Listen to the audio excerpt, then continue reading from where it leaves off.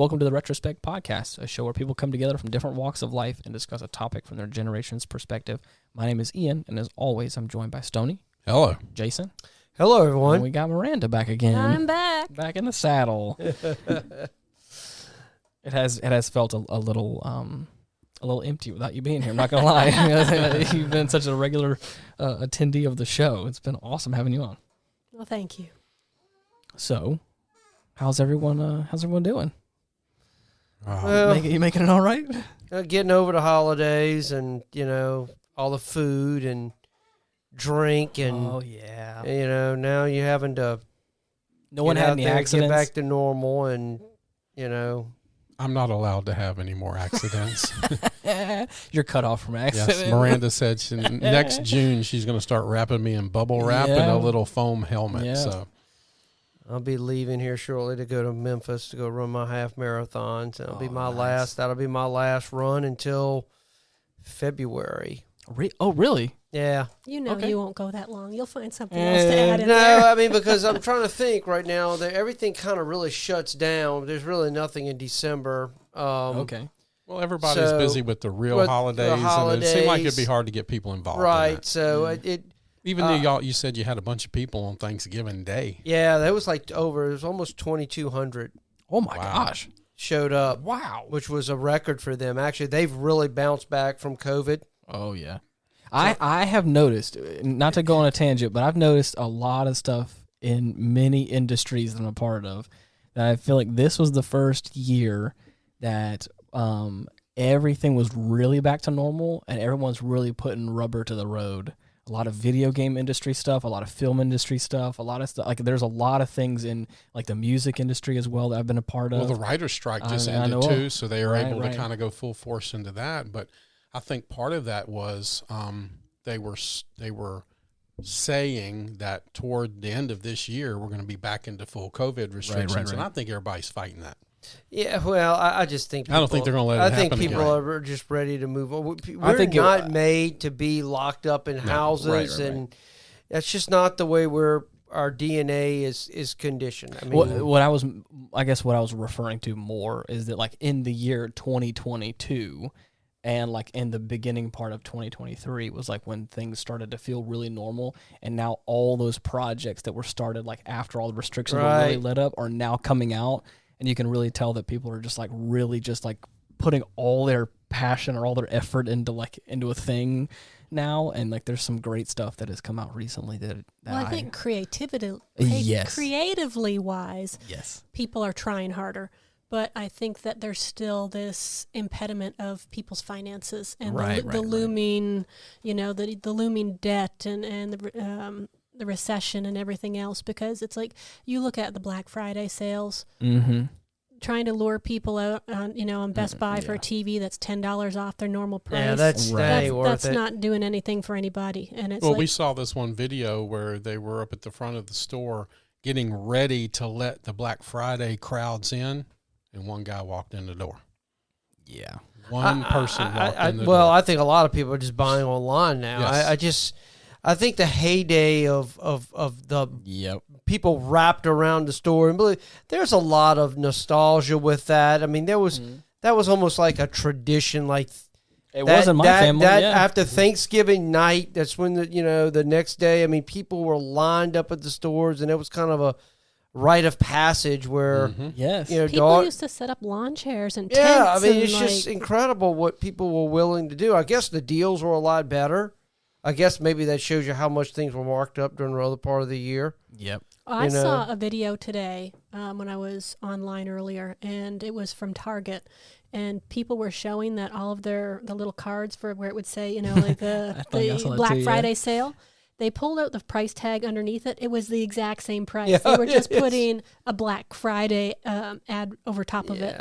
So it's people you can put groceries on sale. People had enough big screen TVs. Yeah, I mean, it's like we don't need any more big screen TVs. I think everybody's TV'd out.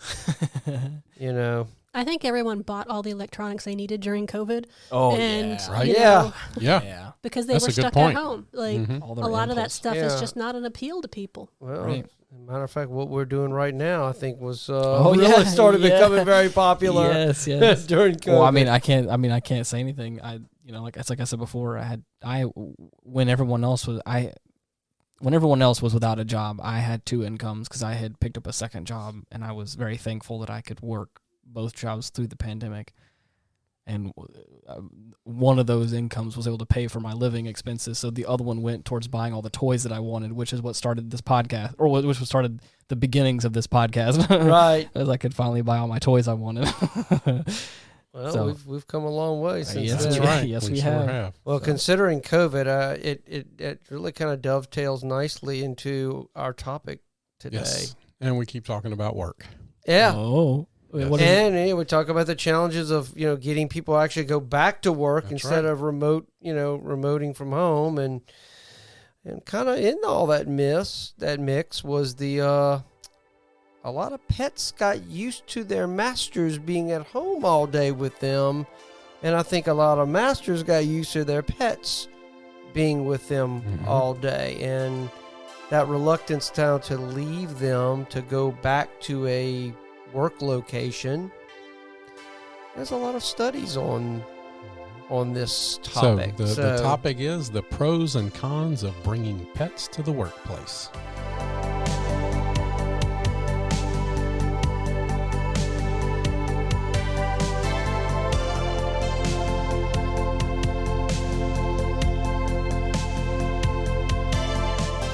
Yes, it is. Are people actually doing that? Yes. Yes. Well, Google and the other one, you can just bring. Okay. People bring their pets all the time. Interesting. Google, Apple, Amazon, a lot Yes. of the big players. Yeah. And then companies like Petco, a lot of these Oh, Yeah. right. organizations. But Yeah. you'd be surprised at how many companies have implemented pet policies. Really? Yeah, the 11% of employers in the U.S. allow employees to bring their pets to work, and that's going up from 4% in 2014 to when this that I'm reading off of, it shows the last thing was 2019 Wow. was 11%. So it's probably it's even higher now if they had data. Well, because companies are trying to get people to come back because you've got the inmates running the asylum and demanding not to come back to work. So companies are kind of pulling out all stops to get people back in. And one of the carrots that they're dangling is bringing your pet to work. That, I think in this, I might be the distractor. I love dogs. We have our own 2 here at the studio. Yeah. We're getting ready to have our puppy cams all set up. But, I think that there's a time and a place for some of this stuff. And when I was looking at some of the research for this, I found 1 page of pros and 4 pages of cons. So this might be an interesting conversation. Yeah, it's. I believe us. According to this, I say the Human Animal Bond Research Institute. They indicate that the study revealed that 90% of employees in pet-friendly workplaces feel highly connected to their company's mission. Wow. Mm-hmm. So it looked like they're a little bit more bought in, I see how it is. I'm gonna tell you, and there's so many ways to look at this. One study says that it relieves stress. So you could look at it that your company is actively looking for ways to relieve your stress. Now, does it really relieve stress? I don't know if we have enough information on that yet. But it's like one statistic is a study shows employees who brought their pets to the workplace experienced an 11% drop in stress levels, while those who were forced to leave their pets at home had a 70% rise in stress levels. well, So we're talking about the COVID thing here. I mean, are you... look, I can tell you when I had a dog, I hated to leave my dog at the house when I went to work. I hate leaving my little dog at home all day long by herself. If I could have been able to take my dog, I'm gonna tell you, I know I would have been happier. There you go. I can vouch for that. I would have definitely. That's part of the reason I have not even decided to get another pet right now. Right. Because I don't want to leave my pet at home. Right. Now a cat, Cats kind of there on their own anyway. But a dog, I just, I hated doing it. I mean, I really did. And I thought about my dog, like, what's my dog doing? Is she okay? And it did. I thought about it. Now, I was just thinking, if she was maybe in a kennel right here in my office, that I can take her out, go walk a little bit, and she's there with me, looking at me while I'm working, I know I would have felt a lot better. Right. Mm-hmm. Right. It's one less thing I need to worry about. Then right. I got nothing to worry about my house. So if the house catches on fire or whatever, oh well, it burns up. When I had my business in the 80s and the 90s, and I had my offices, one of the things that I did was I had a friend of mine who was a doctor. He needed some office space. So I gave him some office space. He came in, and if you needed to go to the doctor in my company, you just went and saw him. So I created a different way for people to not have to worry about taking off time to go to the doctor. If your kid, I had a daycare. If your kid was sick or school let out, you could bring your child to the daycare and not have to take time off of work. Now, does that mean people are still going to abuse that time? Sure. But you offer ways to help remove the stress from people, and you give them an opportunity to be more loyal and to want to take care of you too. There's proof that animals help relieve stress in other ways. According to studies, employees in pet-friendly workplaces have proven to be happier, friendlier, more creative, and more cooperative than non-pet offices. Central Michigan University found that employees at dog-friendly workplaces collaborated and trusted each other more. All of these things help create a more efficient and productive culture. Mm. But did you notice when we were looking at the data on all of this, under the pro column and all of the points that they make, whether it increases mood and morale and the staff can focus on work and not worrying about their pets and all these types of things, they're very nebulous claims. And that was, when I did a little hunting and digging in PubMed to see what kind of real studies had been done on this. And I pulled up a study called Dogs at the Workplace, a multiple case study. And it's on PubMed if anybody wants to look. And it says, pet-friendly policies are becoming more common in the workplace, but little is known about how the presence of dogs influences the work environment. For this reason, the paper includes a study on how dogs influence the work environment and under which circumstances companies can benefit from a pet-friendly policy. Some companies, Google, Apple, Amazon, etc., already allow dogs at the office, but very little statistical, empirical data about the topic of pets at work exists. And so that paper gets into all of that data. And I always had to do a lot of risk management in my previous incarnations here in my career. And so I always think of things as, what's the liability? What is the company putting at risk for allowing a lot of this stuff? And everybody loves their pet, but as we all know, not everybody trains their pet really well. No, they don't. And to me, if you've got 37 employees and all 37 decide that they want to bring their pet into work, that's going to be chaos. Right. No one's going to get any work done. And then, there is a lot of factors to consider. And I hate being the devil's advocate on this particular topic because, I am a pet person.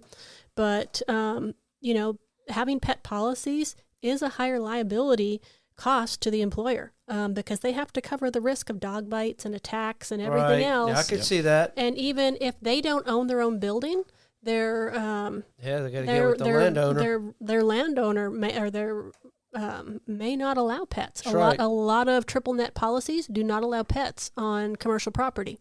And so if you have to go and get an exclusion for that, you're going to be paying more for all those policies. So is a company going to say, this is worth it? Is it worth my risk?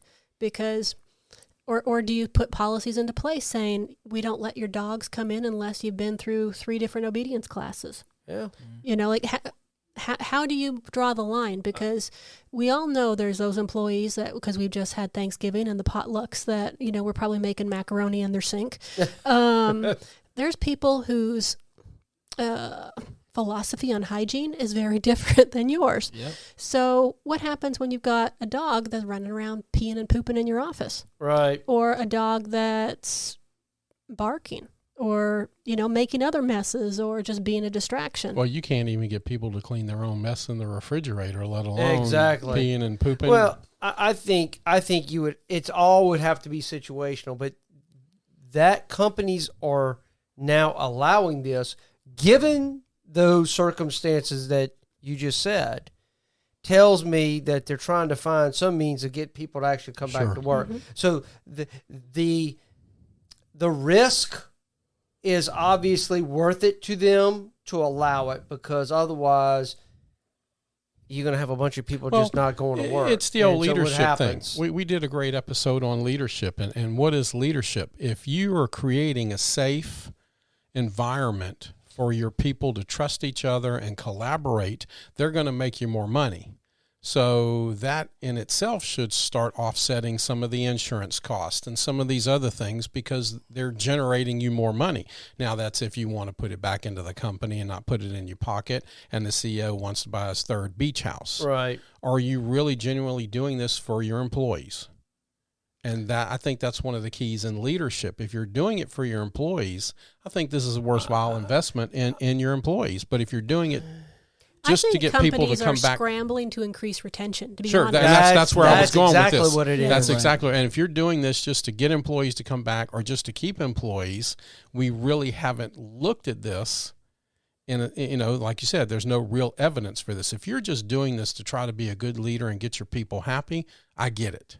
But if you're doing it as a retention thing, then we really don't know what's going on. So far, you guys have all said like the big corporate companies like that, and that's what it feels like to me. It feels like, especially coming off of the heels of the pandemic, you're trying to. I have heard and seen many of these big corporations that are like trying to find all the ways to incentivize someone not only to come back to work but also to like stick around for a while, like the Amazon delivery stuff. Like there's just so many people that are going to that job because there's so many incentive, or there's so many. Right now, everybody's so shy on labor. Everybody's running light on the amount of staff that they have. Yet they're not willing to pay people more to retain good quality people. Right. But that's what I'm saying. Is like, so this is one of those things where like you don't have to pay somebody more, but you can give them the idea of like, you're going to get a benefit here that you're not going to get anywhere else, and that's taking your dog to work. One of the risks of this, though, is if you have two employees that have pets that have a problem, and you say, look, you can't bring them to work, or one pet bites another, chances are you just lost two employees instead of just one. Possibly, but they're also a multi-trillion-dollar company. That's all look, variance. we talk about companies. I got a list of companies here that are most pet-friendly. And, of course, you mentioned Amazon. Right. And according to this, they say they take it a whole new level. There may be as many as 6,000 dogs in the Seattle-based headquarters on a given day. Oh my gosh! Now, is that like, are they in their own area, just on the campus, or are they with you on your desk? It says here the company has been dog-friendly since its creation, but has amped up their dog-friendly culture by creating multiple dog parks, including a doggy deck for pups to stretch their legs and providing treats at every reception desk in the building. Wow. Next after that is Harpoon Brewery in Boston, Massachusetts, True Panion in Seattle, Ben & Jerry's in Burlington, Vermont. I knew about Ben & Jerry's, yep. Contently in New York. How are food companies getting That's this what by? I'm saying. It's like, holy cow, we can't let dogs inside of a because restaurant. actually the FDA allows certain amounts of cockroaches, poop, and things like that. So, and now they want to start feeding us insects and other things. So, what we're going to be able to consume and process food shortly is going to be different. Procore in California, they got a lot of animals. Ticketmaster in Los Angeles. That's why they can't answer the phone. Exactly. They're all playing with their dogs.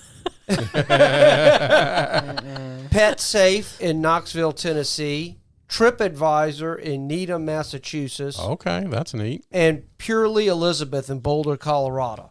Well, I have a friend of mine who's local, and he's the general manager of a small company. It's a mom and pop organization, and they have a wonderful pet at the front desk.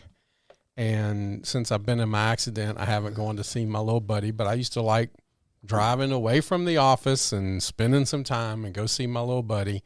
And that dog is just fantastic, and it makes everybody happy, and it's just sweet. And I could see, and this isn't a big company, and this is something you expect when you go order your stuff or pick up your stuff from this company. And I actually called him because I was going to get him to call in. I thought we were going to record on another day, and I was going to get him to call in and give his testimony on that. But his name is Mark. Hello, Mark. And he was going to give me some information on why they do that. But it's just fantastic to go to the office and see that dog. It's just fun. I look forward to it. Well, in our family, we've had 2 situations where we had a dog that went to work with us. Interestingly, both times it was our bull mastiffs, which are 140-pound dogs. They're a whole lot of loving. My mother had a retail store, and she took her bull mastiff into work with her every day. That particular dog wasn't as well socialized as mine, and so she had to kind of make a baby gate and keep it behind the counter where the till was, so kids wouldn't come up and poke it in the face or aggravate it.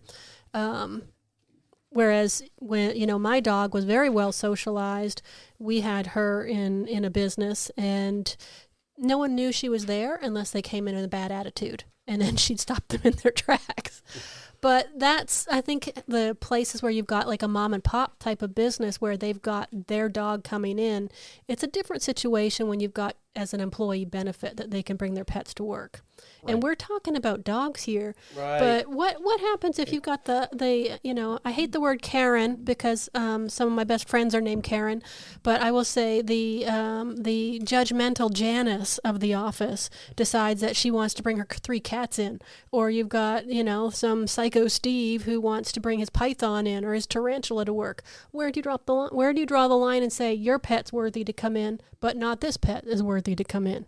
Well, I think then you would have to, most of these studies deal with dogs because generally dogs are associated with being more companion animals than really any of the others. But we live in woke 2023 where everybody wants to be I know, equal. But I say that, but there are a lot of people that have bonded with their cats. So, and there's some statistics on that too. So we see people taking emotional support chickens onto airplanes right now. We have come a far from just taking a dog as a seeing eye dog or something. I don't know about all that. I think on some fundamental level, I believe that the idea of our dogs being with us harkens back to our ancestors, where dogs were pretty much a part of your day-to-day life. They were. Do you remember the movie Alpha? Mm-hmm. Where this was probably thousands of years ago, and this tribe of Indians, his boys out doing his crossing into adulthood or something like that. He gets separated. He has an accident. He's got to survive on his own. He befriends this wolf and all this.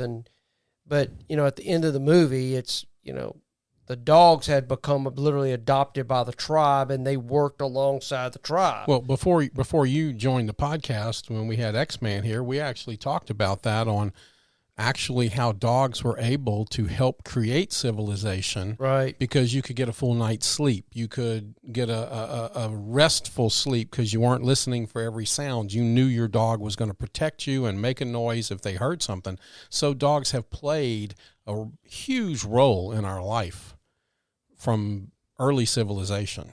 Right. And I don't know, you might remember this. I keep telling Ian he needs to add this to his other podcast. Oh, gosh. A Boy and His Dog. Oh, yeah. I remember. Do you remember the early Don Johnson? Oh, yes, I remember that. That was a great movie. Post-apocalyptic, Yeah. A Boy and His Dog. About the closest thing, what was that movie that kind of, That was a weird movie. Yes, it was. And the ending was something because you were not expecting the ending. No, you were not. And about the only movie that to me that even came close in strangeness to that movie was Donnie Darko. Yeah. I don't know if you remember that movie. Mm-hmm. But yeah, it's just kind of weird. But yeah, boy. For your other podcast, though, Ian, A Boy and His Dog with the early Don Johnson. He was young.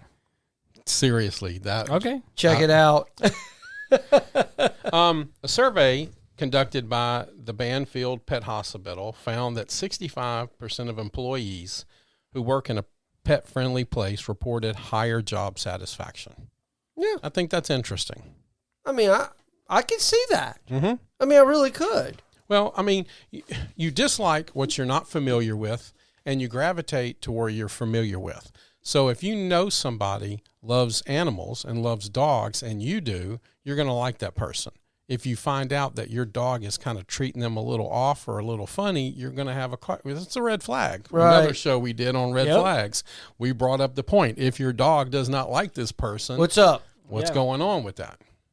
Yes. So, of employees who work for a pet-friendly company, 52% report having a positive working relationship with their supervisor, compared to only 14% who work at companies that do not allow pets. mm-hmm. And 53% of employees who work for pet-friendly companies report positive working relationships with their coworkers, compared to 19% of those who work in non-pet-friendly companies. And as this is a generational show, I found some interesting facts that millennials and Gen Z are often seen as more likely to embrace a pet-friendly workplace, viewing them as a ways to integrate work and life seamlessly.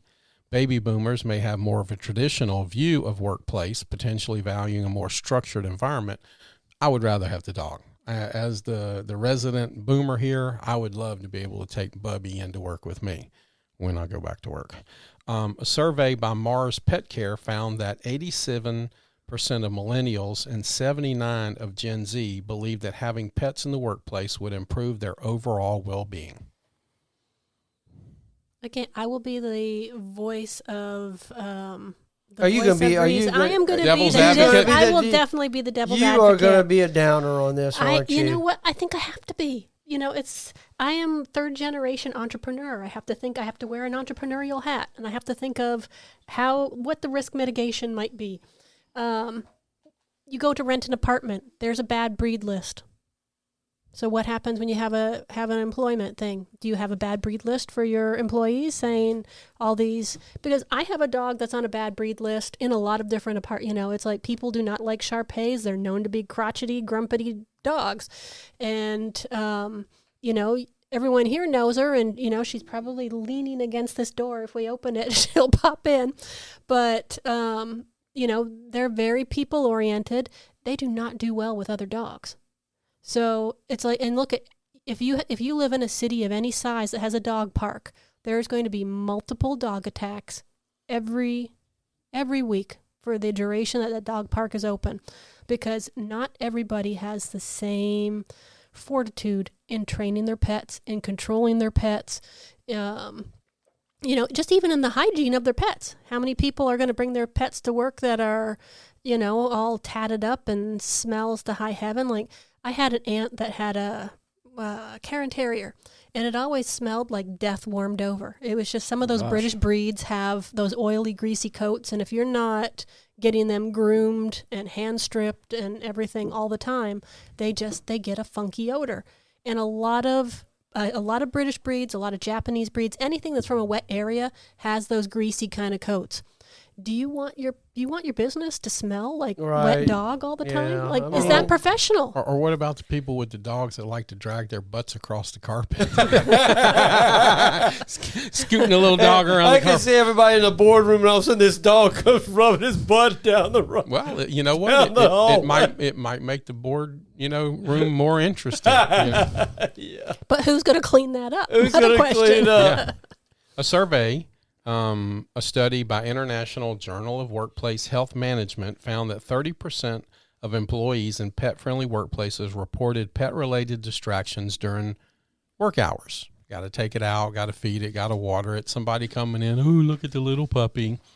Another survey by Society for Human Resource Management reported that allergies and health concerns, 19%, were among the top challenges associated with pets in the workplace. And so another study that was done by Wellness Natural Pet Food heightened that 60% of employees did believe that there should be clear guidelines and policies regarding pets in the workplace. Mm-hmm. So that's kind of supporting some of the stuff you're saying over there, Hottie Doctor, that, there needs to be specific guidelines. Yeah. Not just a free-for-all, not just whatever. Well, I did read that some companies make schedules, and people can sign up on the schedule to bring their dogs in on certain days. Mm-hmm. So they limit the amount of dogs that are in the office on a given day. Mm-hmm. Like, we've got 5 spots today. You can sign up. You're allowed, you can do it 3 times a week. You can't go and put your name on every day for the whole month, kind of thing. Or the employee of the month gets to bring it every day, or something. Employee of the week gets the whole week. Yeah. Mm-hmm. But employers may have to do that. In the pro column, a lot of people say that employee productivity goes up. But in one of the studies that I read out of Germany, they actually found that employees reported additional stressors upon themselves because they know that their dog was their responsibility. They were obligated to always be watching their dog, and that did affect their productivity in a negative manner. So, it's like, is your policy to have the dogs come to work and sit in a crate or sit in their office, or is all the dogs running around helter-skelter through the mm-hmm. But I think that there's a lot of questions that have to be answered before a company implements one of these policies. And the big thing is what are you going to do with a problematic dog if something's barking, if something's disruptive? What if, and unfortunately there's lawsuits. I printed off some information about some of the lawsuits that have been brought up. Nowadays, you have to be careful with the Americans with Disability Act. Mm-hmm. And there was a big case in Pennsylvania where somebody sued their employer because they said that they worked, I think, for an old age home. And the old age home had 2 dogs that worked there for the residents. And they sued saying that the dogs aggravated their allergies and it violated their ADA rights. And so that went to court. A judge ended up throwing it out because they said that if you have to take allergy medication, that's not a violation of your ADA rights. But the ADA guidelines have since changed, and now that wouldn't be the case. So it puts employers at risk if you have an employee that says, well, I'm allergic, and lots of people are allergic to pets. Right. So then they can sue you, and you have, multiple 6-figure lawsuits on your hands because you've allowed dogs in work. And see, I'm more of the right to work. And you know what? If you got a problem, the policy of this company is we're going to let animals here. And if you don't like that or you can't tolerate that, you are more than welcome to go somewhere else and work. But people will say that's discrimination. But in a free hire, freeze, fire state like Louisiana, you have the right to go on and do something else. You still can't violate ADA. That's federal guidelines. So what we're doing is we're going to violate my right to want to have my dog with me when it's a proven fact that dogs and animals, especially in the elderly, relieve stress and add years to people's lives. If you don't want to do that, go find a job somewhere else. I would be hard-pressed to work at a place like that. Which place? Like. With an animal or without an animal? With an animal. Okay. Because I don't mind pets, but in the workplace, I mean, I don't understand where they're getting this metric of like increasing productivity or creativity or whatever. But like for me, like I just know it would be a distraction for me. And I don't have a dog. I have a cat that I take care of, which is a different story. But like if other people's animals were there and like it was creating enough of a distraction, I just know for myself that I would just rather. I mean, I could see in offices that everybody is kind of like not out in the open floor, and everybody's got an office, and they can put their pet in their office. That's fine. I mean, I can see that could work very, very well. I think the thing is that I have in my head is I know that like people in my generation and younger view their dogs, view their pets as their children. Yeah, and that is the way they talk to them, talk about them. Right. And I feel like sometimes I don't want you to have your children in the workplace because it's a distraction, or I know that it's going to be. So I that's where I'm at right now, where it's like I don't have anything against it, But at the same time, it's like if I had my choice, though, I would just rather. Yeah, according to this, I got another. You got a little bit more. 'Cause I know we all got statistics on this because there's a lot of research actually on this stuff. It's a hot topic. Employees who work in pet-friendly workplaces are more likely to stay with their company and decline job offers from other companies. So here, according to Nationwide, 72% of employees who work in pet-friendly companies would turn down a job offer at another company with similar pay compared to 44% of employees who work in non-pet-friendly workplaces. 88% of employees who work for a pet-friendly company say they would stay with the company for at least another year compared to 73% who work in non-pet-friendly workplaces. So, so that's right there. That's telling me that, that it must mean something for a lot of people. And I'm telling you, the modern day worker now is just different. Yes. It's different. I'm going to tell you, in my own employment, we talk about it all the time with the generational differences in dealing with the new worker that's coming up now. And as the boomers eventually age out, and even my generation, the Gen Xers, we start assuming the role of what boomers once were. Mm-hmm. We're getting overwhelmed with millennials and now Gen Z. Well, boomers took a job and kept it for their whole life. Right. And Gen Z took a job and kept it for 15 to 20 years. And Gen X. And now, when we've got millennials, they expect to job hunt every 2 years. They're expecting that. The average that they keep their employment is 2 years. And then they're always trying to upgrade, but they don't have the same type of... When I was coming up, if you saw somebody with 15 jobs in their resume, that was you just threw in the garbage. Mm-hmm. The garbage. And I'm curious on that. To me, you can probably really speak on that as far as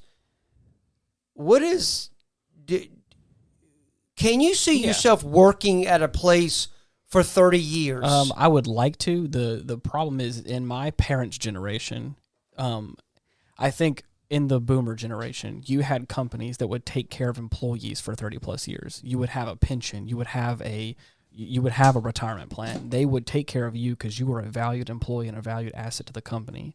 Whereas in my parents' generation, all of a sudden this big corporate takeover kind of happened, and then all of a sudden people started getting screwed out of their 401ks. And that was like, oh, I'm going to fire you right before you're able to cash in on your 401k, and then I'm going to take that as collateral or whatever it was considered, or it's going to be folded back over into stocks for my trade or whatever. And now there's corporate companies that you would go to get a job, like for a steady paycheck, like a corporate business or some sort of fast food chain or whatever it may be. There is an unspoken rule that you are just a cog in the machine and you're not here to be taken care of. You are here to help make this process happen. And if you want to then be full-time, you're going to have to put in 6 months worth of work just to prove that you can be full-time. So you have to barely make it for 6 months as a part-time employee to get full-time hours. And you still will not get 40 hours a week.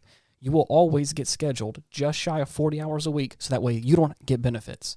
And if you try and get benefits, they will reluctantly give them to you. But you really have to start pulling teeth with people to start getting benefits from a job like that. And then that's not to mention will I even get any retirement? Maybe. You may get some sort of stocks or something. But that is the modern era of it is much better to probably go to some sort of smaller business that will take care of you for a long time than any sort of big company would. Even Walmart refuses to let anybody go more than 35 hours. Because if you hit 36 hours, they got to pay you benefits. Right. So you can get fired, off, or whatever if you go over 35 hours. They will not pay overtime. Yeah, they won't do it. If you get overtime, you will get compensated for the overtime that you worked. But that is one strike against you. Mm-hmm. And if you do it another time, you will get fired. If you go over 40 hours, that is not already predetermined, that the manager has written off on it. It's that's the workforce now, where it's people I think are craving a freedom environment where they can really work and be free and feel like they're in a loved and cared environment. Whereas a lot of these corporate businesses, that is the standard. You will go there, you will work your You're just another tool. Yeah, exactly. You're part of the toolbox. Right. That's it. And so that's what I'm saying. So I think in many ways, I kind of like where the employee now feels a little bit more empowered, and I think some of these policies like bringing pets to work are trying to, now the pressure's now on the employer. Right. It's like, wait a minute, you know. Yeah, we did all these things with limiting people, or they can't go over 35 hours or whatever the case may be, and now they're in a pickle. Yep. Well, it's funny we're talking about this, and Miranda, and we've all talked about this. Everything is a pendulum. Everything in life is a pendulum. Well, when all the labor laws and things like that came, is because people were treated so poorly. Yeah. You had slavery, you had the industrial world going on, and people were working these insane hours, children, making pennies on the dollar, children working, and then it swung in one direction where my area, you had to have the retirement, the pensions, the things that they offered you to keep you, and then you got the you pen put at in 20 years and the watch at 25. Yeah, you got the big stuff, and then all of a sudden it starts swinging back in the other direction. Well, now we're swinging back into the direction of what can we do to keep you? What can we do to generate a long-term employee? Because right now it's 2 to 3 years and you're gone. So I'm going to spend all of this money to train you, and then let you go work for somebody else. Yeah. What? And so we're back in that pendulum swing now of which way is it going, and it's coming back to they've got to offer stuff, but now they're offering things that maybe isn't the 401k. Well, let's let people bring their dogs to work. Let's let people work from home a couple of days a week. What can we do to retain these people and not have to put the big dollar back into it? Because like you were saying before, once upon a time having 15 things on a resume was bad. But like depending on how long those things are there for, that may not be seen as such a bad thing now, especially if it's like if you're increasing skills along the way, or you are taking a better paying job along the way. Like that's what, my fiance Mallory has done. She's kind of gone from one job to the next and has maybe done it in maybe 1 to 2 year increments. But each time she's stepped up, she's gotten a higher paying position. Well, you're always more valuable to your competition. Well, yes, right. That's but so like in a situation like where someone may have 15 different like fast food places or whatever or something like that, like it comes a point where from what I've experienced working in some sort of corporate environment like that, is that you as the employee can go there and say, hey, I would like to get paid more, or I would like more hours. And then a lot of times the manager, who again is not part of the corporate structure but is above you, can say either like, we'll talk about it, or that's not going to happen. Or you can ask for a promotion, but a lot of times that is like very structured, where like you will get told when that's going to happen, or that like those will be open and you can apply for it, sort of things. So there's these moments where people could kind of be at their wits end after a year of like kind of being treated poorly, still part-time, not even full-time. Like you're not technically full-time yet. And again, full-time is still... Look at how many employees now in a lot of different businesses still qualify for food stamps. Right. Because the national wages are so low and they have not kept up with the cost of living. It's like when you convert $19-20 on what a Model T Ford cost, it worked out to about $6,000 in today's money. You convert, what is the cheapest car you can go and buy new in now, and it's $40,000. Right. So proportionately, we can't maintain the same standard of living that previous generations did when you compare dollars to dollars. Right. And I think that companies are scrambling to retain good staff. The point that I was going to round out with was that whenever you talk to your manager about that and you say like, hey, what can we do to like make this happen, is that there's no real incentive to stay or to go. Like you can potentially, with the work experience, go work at another location quite like that, or something that's in the same ballpark as it. But for the most part, like if you were to like leave, it's not like, it is very understood that it's okay, your position is going to get filled. This place is still going to run without you. Right. So it's like I can sit here and say like, hey, like I feel like I'm doing a great job as a team member here, and I think I should be compensated more. And you're going to get like you're not wrong, but also if you're trying to swindle me out of more money, it's not going to happen. So like you can stay and suck it up, or you can leave. And then at that point, it's like, well, I mean, I'm not going to stay here and get treated poorly. So that's just for employees to stay in a position. They usually want to feel valued. Right. They want to feel that they're understood or part of something bigger, and they want to know that they can pay their bills. Right. And so as an employer, if you can't take care of those three different things, you sooner or later are going to lose that employee. Yep. Because those three things increase retention, they increase employee satisfaction, they increase dedication to the job. But, it's like employers expect, the modern employer expects the employee to be very loyal to their company. But they don't give the employee, usually, that same respect back. You got to think about it. Okay, think about it. When they fire you, what they going to do? They're going to walk up, possibly have the security of the company or the police there. They're going to take your keys, and they're going to walk you out the door. But they damn sure want their 2 weeks notice when you're going to leave, huh? Mm-hmm. Right. That explains the loyalty right there. Mm-hmm. Hey, if I would have passed in my little accident right there, 3 days later, they'd have had somebody to replace me. Yeah. I mean, and I love where I work, and they might have had a little meeting about it. And Well, I mean, you could say the same about me too. Yeah. But you That's know how what it I'm saying? works. I mean, Right. So that's the loyalty thing there. They want their 2 weeks. Yep. When you leave, you got to give me 2 weeks. You won't get a reference if you don't give That's it. what I'm saying. Yeah, You won't. Mm-hmm. You'll get bad vibes. Well, look, I got another stat on these pets, and one of these stats I think taps into, Miranda, what you just said about bringing pets to work, some of the negatives. But I said, according to digital, pets make 75% of remote workers feel more inclined to stay home.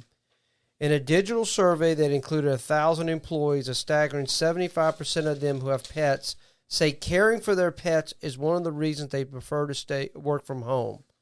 The only reasons more frequent than leaving pets alone were caring for kids, the most frequent reason, and saving money and or time on commuting. Also, however, this survey also shows that 14% won't return to the office even if the employer demands it. Jeez. And we know where that's happening right now. Yeah. And then 57 now for those companies, though, that do allow people to bring their pets to work, 57% of pet owners admit to feeling guilty when taking care of their pets during working hours. So I think you have a bit of a dichotomy there going on where double standard. I mean, it's like, I want my pet there with me, but yet, part of me kind of feels a little squeamish. Yeah. Well, it feels like what is it? When you're stealing time. Well, I will tell you, I'll give you a perfect kind of an analogy to this. Right. Is I know at my work, I look out the window and I see the smoker's den. And I see people down there all day long doing work. So I'm just trying to figure out how much of the day is actually spent walking from my desk down the hall, out the building, out to the where they could smoke, be out there. I know it's got to be almost 2 hours of the day. You got to think about it's it here. just In the state unbelievable. of Louisiana, the law is 8 hours, 30 minutes lunch, and a 15-minute break. Right. Okay. As a Two non-smoker, 15-minute breaks. I wish I would get the breaks that a smoker has. It's unbelievable. Yeah. So, I mean, when we say Because that's pets 10 are to a 15, distraction. That's 10 to 15 To me, minutes. if you got if you got a smoking habit, that's 10 to 15 minutes each cigarette, and they're smoking 10 cigarettes a day. I would venture to say being with a pet, a well-behaved pet that sat quietly in a kennel in your office, that, okay, I need to take my pet to go to bath. Go down there. I guarantee you can knock that out there within the allowed, say, 15-minute break, be back in and be fine. Right. But when I see people do it, I guarantee more time is lost for people smoking cigarettes. than any of that. I'd be very curious what the numbers and that. going to the bathroom on their cell phone. Yeah, well, I've actually had patients over the years report that they took up smoking because at their employment, if it was okay to go out for a cigarette break, but if you weren't a smoker, you couldn't take a break. Well, as soon as someone saw you doing anything, they would be like, "Why aren't you working?" Well, you know, that's crazy. That's a good point. I used to work with a girl that working at a coffee shop when the going got tough. She needed to smoke, huh? Yeah, and she tried to go like, hey, I need to go take my smoke break, and I was like, no, you don't. You need to get to work right now because like it's getting hard. You should have done that when it was like quiet and calm, like 30 minutes ago. But anyways, it was always convenient, always every time. It was once it got busy, she would always tap out and she'd be like, I got to go on my smoke break. I was like, no, you don't. The other supervisors may allow you to do that, but like right now, this is all hands on deck. And then once this passes, then we'll talk about it. But like, one of the things that I think companies have to keep in mind is anyone that's had a pet knows that pets damage things. Whether they eat the trim, they eat your baseboards, they dig into your carpet. You've got that nice Berber carpet and a toenail catches it and runs a big snag all the way through it. We've all been there. If you have pets, you've got something in your house that is damaged. Someplace, somewhere. I've got teeth marks in my door. Everybody that has a pet has damage. And so what happens from an employer's perspective? You allow your employees to bring their pets to work, and in one of the meetings, they leave their dog in the office, and the dog decides to dig a hole through the drywall or dig up a hole in the carpet. What's that employee going to do when you ask them to pay for damages? Because employees now, the modern employee, doesn't have accountability. Well, I think that fits into there needs to be very specific guidelines and rules for bringing your pet to work. If your animal causes damage, you need to take care of that. But how many people are going to balk at that and say, well, that's just the cost of doing business? I understand, but if you put it in the guidelines, right. The second you take it out of somebody's paycheck to replace their carpet in their office, you've lost that employee. They're going to be job hunting. Unless like there's some sort of contract you sign, like upon bringing your I don't think it matters. I think the second that you charge an employee for damage that their pet does, you will lose that employee. Probably so, but I mean, at that point, that's like I said. That's I guess what he's talking about with the whole policy or whatever. I actually found a list of in that study that I mentioned at the top of the show, where it said what are 7 factors that employers must put into place if they were going to implement pets in the workplace policy, and one was they had to ensure proper hygiene. Which makes sense. We've discussed that. They had to confirm the animals had vaccinations. Yeah. Again, that's a liability situation. If someone gets bitten, you don't want to have, your staff have to get rabies shots or something.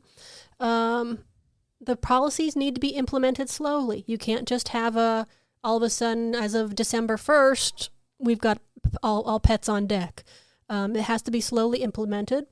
Number 4 was consider signups and imposing daily limits on the number of pets allowed in the office. You had to, number 5, assess the training. Number 6, employees must know their pet will be banned if they do not behave properly. And you also, the 7th factor that they recommended in this study was providing liability training to all employees on pet policies. Makes sense. Yeah. It's everybody wants to have their pet there, but I think a lot of the stuff comes back to training. Right. A lot of it comes back to training and just the differences in is it going to be an on-lead or an off-lead office? Do you demand a certain level of training? Because when people have service dogs, like if you have a seeing eye dog, for example, or a diabetes detection dog, or any of those type of protected categories of pets, they are impeccably trained. Those dogs have hundreds of hours of training put into them. They're not going to bark.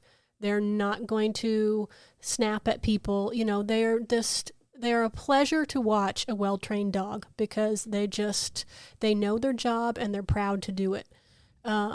But now, we live in this modern age when we're talking about different generations. How many people have emotional support animals that they're taking through stores and they're trying to use the American with Disability Act guides for service animals, and I can tell you that 95% of the emotional support animals that are in this country are not trained, and it's just, pardon my French, it's a shit show. Yeah, and Right. that's why you see all these problems with, like. You go into Costco now and there's a big sign because, people have brought their pets in and their pets have caused problems. And, we shouldn't have to penalize the people that need support dogs in order to have emotional support dogs, because I'm sorry, if you're that hard up that you've got to take your chicken on a plane, you shouldn't have been going on the plane in the first place. Just stay home. I don't care how much you like chickens, and my sister will probably hate me for this because she has a backyard full of them, but you are not getting the same type of emotional support from your chicken or from your iguana that you are from your schnauzer. Right. It's two very different levels. But being a dog person and being, I'm 48 years old. I've had a dog since I was 3 years old, and I was very active in training and showing dogs for many years. A well-trained dog is a wonderful thing. Most people do not have well-trained dogs. right. And so when you have an office environment, you've got dogs that are coming in that are jumping, that are barking, that are scratching at things, that... they might be great with other people. They're not great with other dogs. You've got the potential for a lot of situations. Have a kennel in each office. They would have to be kenneled while work, and you would take them out when you use the bathroom or at lunch or whatever the case may be. I found something here that I thought was pretty significant. 85% of those employed in pet-friendly companies rarely miss a workday for recuperation or well-being. So, versus 77% of people employed in non-pet-friendly companies rarely miss a day. They say absenteeism costs employers $2,660 to $3,600 per employee per year. Wow. So you start adding that up. So say you shave 8% of people come to work more, that can add up. So that's actually a positive for allowing people to bring their pets. I tried to find out. We keep talking about dogs and things like that. I said, and I asked AI this. What are the top 10 animals brought to the workplace? And I said, what are the pros and cons of each? And I'm not going to list all the pros and cons, but 10 was miniature pigs. 9, reptiles, bearded dragons and geckos. 8, guinea pigs. 7, rabbits. 6, turtles. 5, birds. 4, small rodents like hamsters or gerbils. 3 is fish. 2 is cats. And number 1 is dogs. Fish. Fish? Yes. You're bringing your fish to work? You're bringing your fish to work. And I'm sorry, but there's only one on that list that needs to be going to work. There is nothing that your turtle is going to do for you throughout the day. I'm sorry.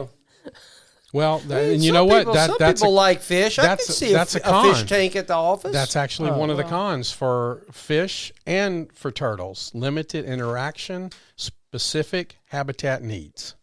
But again, we live in this, we live in a lens where everybody is woke now. And delusional. And it's a hard thing to rationalize, because you can rationalize bringing little Fluffy to the office because he's so cute and he sits in the corner and he jumps on his bed and he eats his dog bone and life is good.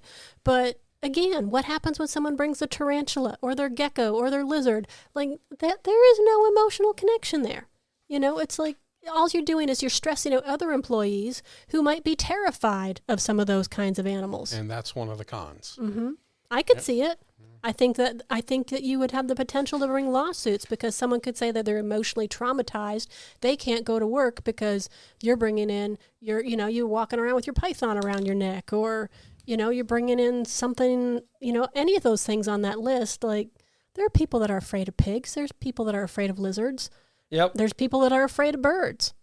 And birds bring a lot of dander with them. So then you've got someone with a lung issue, and they're saying you're bringing in a dusty bird, that dander is highly inflammatory to lung tissue. Mm-hmm. It opens up such a can of worms. And how many people are allergic to cats? Mm-hmm. Yeah, cat dander. Yeah. I take care of a cat outside my house right now. He's a little outside cat. I've been taking care of him for probably 6 to 9 months now. and I've known for a pretty long time that I think I'm like a minor bit allergic to cats. So. Well, Stoney and I both are allergic to cats, and every once in a while we'll like take down a set of drapes that have been up for a few years or something. And back when I had a couple of cats here, and it's just like as soon as we move it, we're both like all red-eyed, and we're just like, yeah, that just reinforces why we don't need another cat. Yeah. Well, I'm telling you, there is a significant. I think it's going to get bigger. 60% of pet owners have left jobs because they were forced to work in office environments that did not allow pets. 67%. I never knew this was such a big thing. 67% of survey respondents with dogs would consider looking for a different job if the company stopped providing a remote work option. Wow. And 70% of employees would take a cut in pay to be able to bring their pets to work. Excuse me? Yes. Maybe that's why employers, what's really motivating them to do this. Exactly. Because they're cheap. Now you got a little leverage over them. Yeah. You see what I'm saying? Okay, I've got some leverage now. Right back at the beginning. Right. Right back at the beginning. Like I said, I don't think it's how can I get the ball back in my court? I don't think it's this corporation saying like, I care about you. It's you're willing to take a pay cut. They never care about you. I'm not saying they did. I'm just saying like this is the next evolution of like, how am I going to get... What resonates with the modern worker, right. And how can we go about making this work? Well, because when I started my employment, it was the longevity. That's what resonated with me, the longevity, the benefits, the retirement. Now what works with people? Feeling part of something. My feelings are more important. What can you do to make me feel important? And that's what's important. A lot of the people in my circle, it's all about the benefits of time off. Quality of life. Yeah, exactly. And I like that actually a little bit. A lot of the people, a lot of people in my circle, they have like taken or not taken jobs depending on how much vacation time they get. And how much that also rotates around. Now in our lexicon, we have work-life balance. Of course. 20 years ago, that concept did not exist. Yeah. Exactly. Your work was your life. Yeah. And people's identity was tied up in what they're, and even, when you meet people, that's one of the first things they ask you, what do you do for a living? Right. It's still in our subconscious that's important. But people now have that work-life balance that they strive for. Not necessarily, it's not necessarily always the best, but you can understand why employers are making some of these decisions. If it was 11% back in 2019, I'm sure that it's probably. It's probably closer to 30% right now. I would suspect. I don't hear that many. I would think say somewhere 25 or 22. I was thinking maybe around 15-16% by now. That would be my gut. Because there's a lot of careers when you think about it. Because I was surprised by the food service ones, to be honest. Just because I know when I worked in the dietary supplement manufacturing realm, everything had to be made in, clean environments, and, you had to be wearing the big Tyvek suits and positive pressure and all this stuff, so there was no contamination. I can't imagine, Fluffy running around Ben & Jerry's factory. It must just be in the office because it can't be in the... No, I wouldn't suspect it's in the manufacturing area. But look at how many jobs you could not have pets at. If you work out on a construction site, it's not safe for pets to be running around. If you work in hospitals, you can't take your pets to work. If you work in a dental office, and I asked Stoney this earlier, would you go to a dentist that had dogs running around? He's like, I probably would. I'm like, a lot of people wouldn't because they wouldn't want accidentally hair blowing in their mouth or something. Right. Well, I've got some stats here from the UK. Miranda, did you find any in the UK? I did not pull up anything from the UK. I found Germany. Well, UK here, it's a Bristol Post. Are you familiar with that? Is 1 in 5 Bristol companies allow pets at work. Okay, 20%. 75% of pets brought to the office are dogs, while 13% are cats. Nevertheless, 13% of Bristol employees file complaints about pets invading the office. 46% of UK women believe having a pet in the workplace eases stress. That's a lot. I will say... Sorry, just interrupting on the whole British angle of things. Brits have a long history, have a long love affair with dogs, and they do tend to train their dogs better than Americans do. If you have a dog in England, you're used to taking it out for hour-long walks twice a day. That's just something that inherently you do.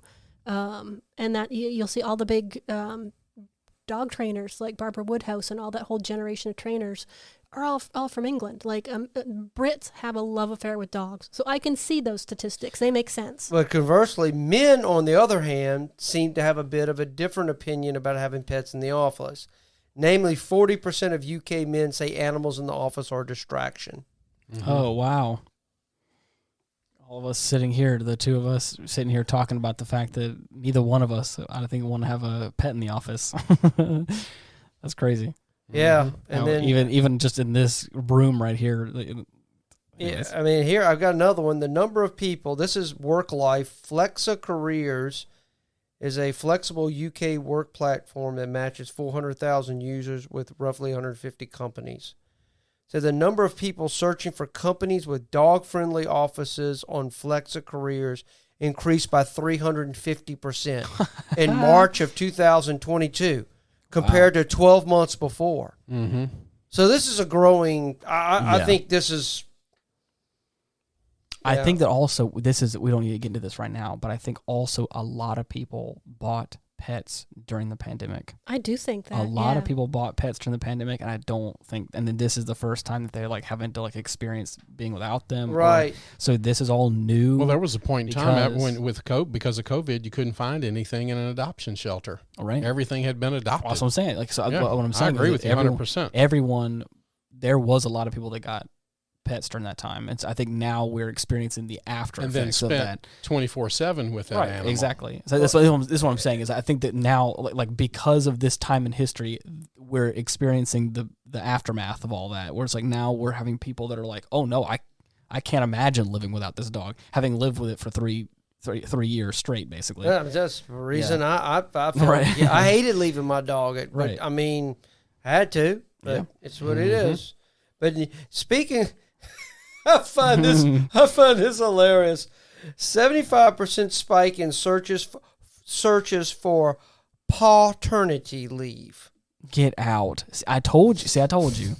Yeah, my generation loves to call their dogs and their pets their children, and it weirds me out. Still, it weirds me out. It says employees in 2022 want a comprehensive pets at work policy and paternity leave. Get out. That's just wrong. Yeah, on so many levels. That's just wrong.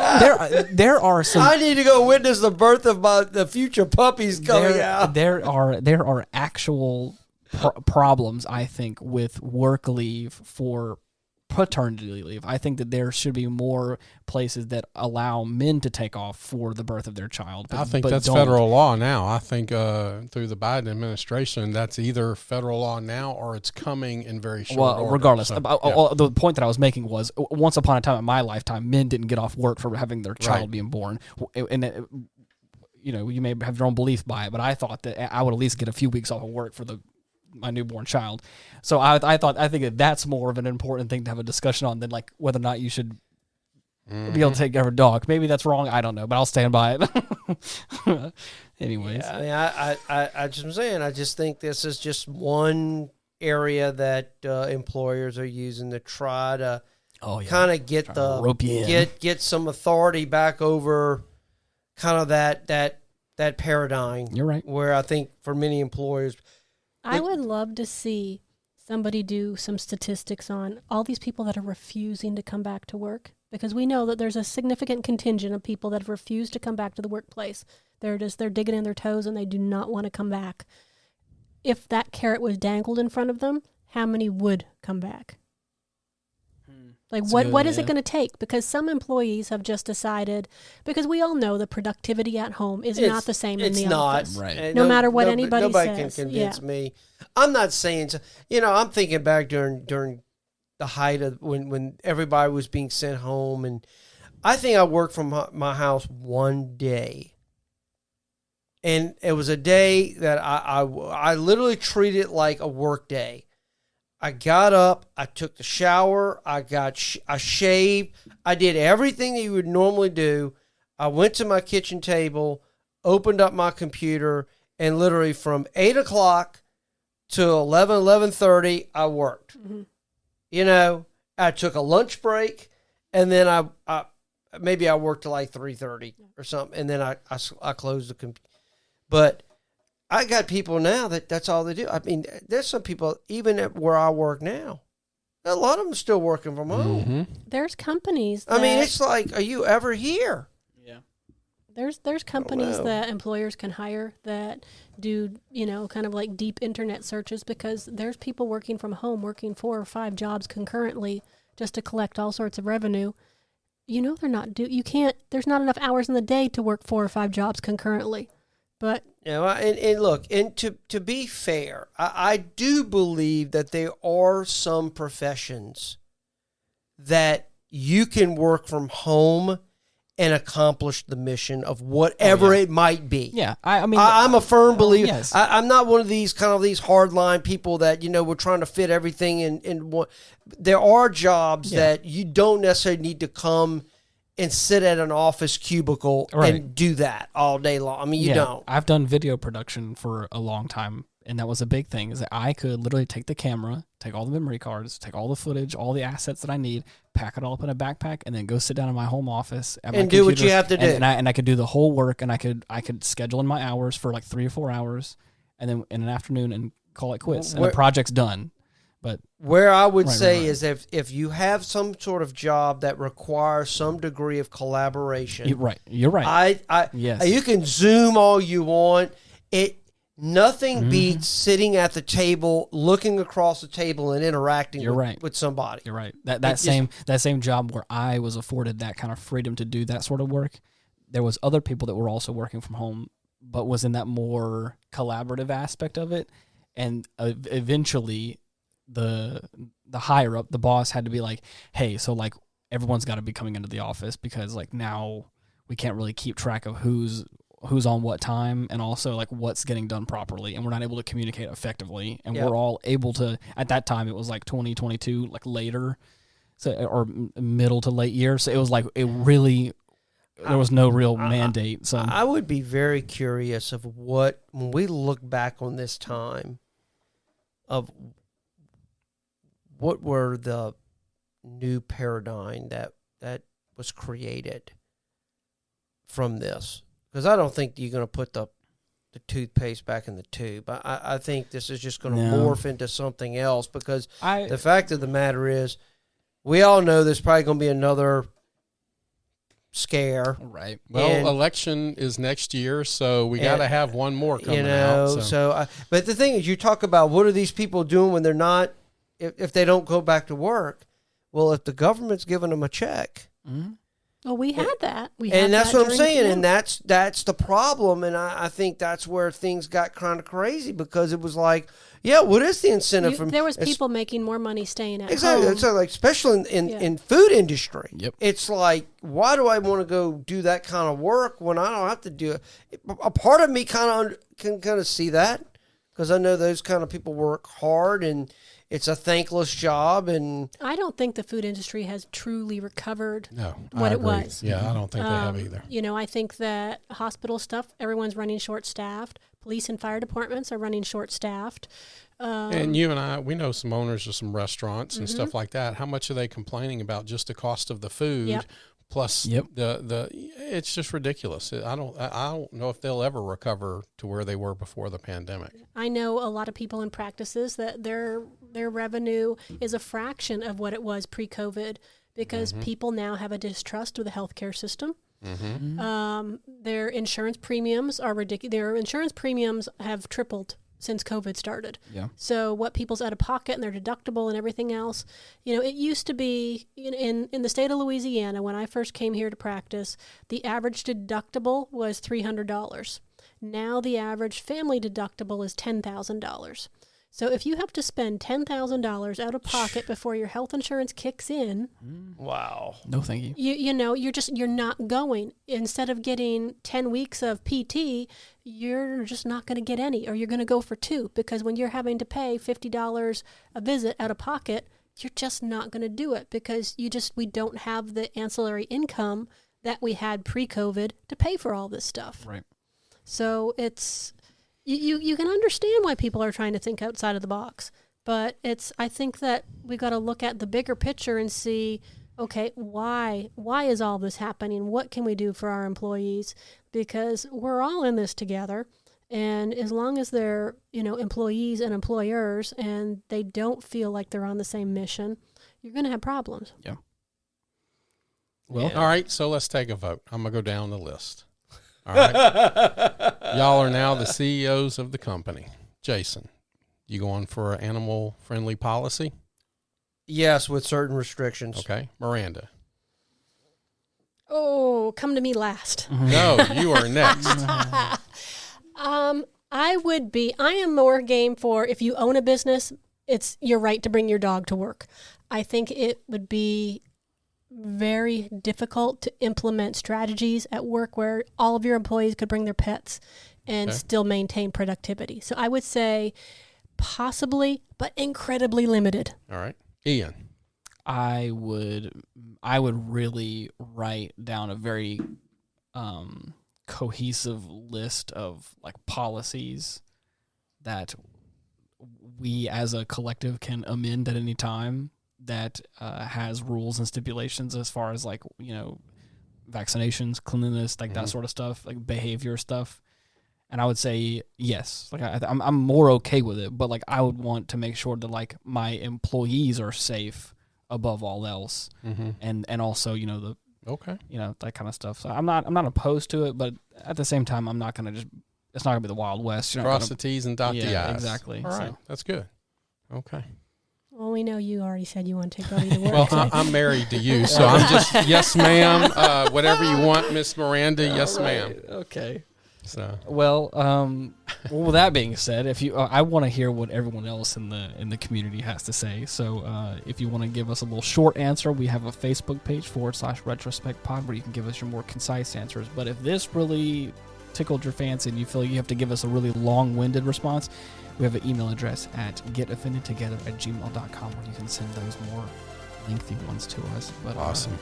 And if you live or work in a place with one of these policies, we would like to hear your experiences. Right, exactly. I'd be very curious in the state of Louisiana, what companies actually allow if any, pets. Hey, this is your time. If you're listening and you own a company that's pet friendly, give us a shout out. I would love to hear that. We'll be glad to put you on the air and let other people know what you're doing. So let us know. Well, until next week, thank you so much for listening. Bye-bye. Goodbye, everyone. God bless. Take care. You're the best. Peace.